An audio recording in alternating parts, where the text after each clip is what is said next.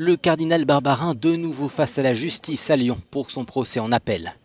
L'archevêque de Lyon conteste sa condamnation à 6 mois de prison avec sursis pour ne pas avoir dénoncé les abus sexuels d'un prêtre de son diocèse, le père Prénat.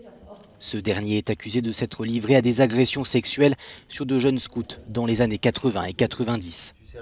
Des années plus tard, la parole s'est libérée. Et c'est justement le nom de l'association qui a révélé ces agissements. Un long combat juridique et un scandale qui a fortement écorné l'image de l'Église.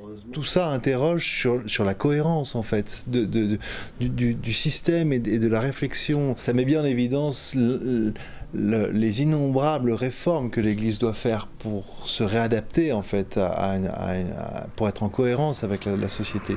Mais pour l'avocat de la défense, les reproches adressés à l'Église et les faits reprochés au cardinal Barbarin doivent rester deux dossiers distincts.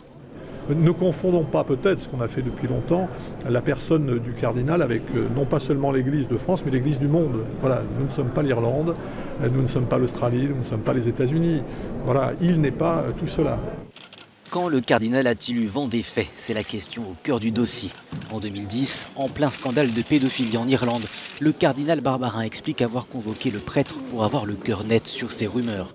Mais comme en première instance, il admet avoir cru le père Prénat quand ce dernier lui affirme que les agissements ont cessé en 1991.